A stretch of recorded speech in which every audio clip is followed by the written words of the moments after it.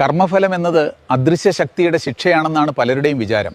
അത് തികച്ചും ബയോളജിക്കലായ ഒരു പ്രക്രിയയാണെന്നാണ് ആധുനിക ശാസ്ത്രം പറയുന്നത്. മാസച്യൂസെറ്റ്സ് ഇൻസ്റ്റിറ്റ്യൂട്ട് ഓഫ് ടെക്നോളജിയിലെ പ്രശസ്ത ന്യൂറോ സയന്റിസ്റ്റ് ഡോക്ടർ ആൻ ഗ്രേബിയൽ മനുഷ്യന്റെ തലച്ചോറിലെ ശീലങ്ങളെക്കുറിച്ച് വർഷങ്ങൾ നീണ്ട പഠനങ്ങൾ നടത്തിയിട്ടുണ്ട്. ഈ പഠനങ്ങൾ തെളിയിക്കുന്നത് നമ്മുടെ നിരന്തരമായ പ്രവൃത്തികൾ നമ്മുടെ തലച്ചോറിന്റെ ഘടനയെ തന്നെ മാറ്റുന്നു എന്നാണ്. നമ്മുടെ തലച്ചോറിൽ ബേസൽ ഗാംഗ്ലിയ എന്നൊരു ഭാഗമുണ്ട്.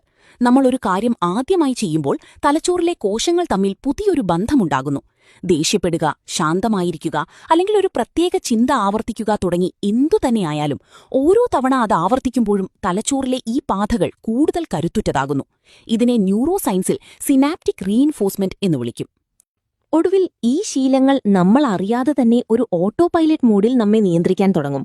അതായത് കർമ്മം എന്ന് പണ്ടുള്ളവർ പറഞ്ഞത് ആകാശത്തു നിന്നുള്ള ഒരു വിധിയല്ല, മറിച്ച് നമ്മുടെ ഇന്നത്തെ ചെറിയ തീരുമാനങ്ങൾ നാളത്തെ നമ്മുടെ തലച്ചോറിനെ എങ്ങനെ മാറ്റിയെഴുതുന്നു എന്നതിന്റെ കൃത്യമായ സയൻസാണ്.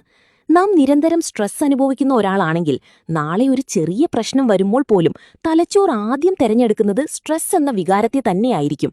അതാണ് നമ്മുടെ കർമ്മം. ഈ കർമ്മത്തെ അഥവാ തലച്ചോറിലെ ഈ ശീലങ്ങളെ മനസ്സിലാക്കാനും ദോഷകരമായ ശീലങ്ങളെ മാറ്റി നല്ല ശീലങ്ങൾ വളർത്തിയെടുക്കാനും ശാസ്ത്രീയമായ വഴികളുണ്ട്.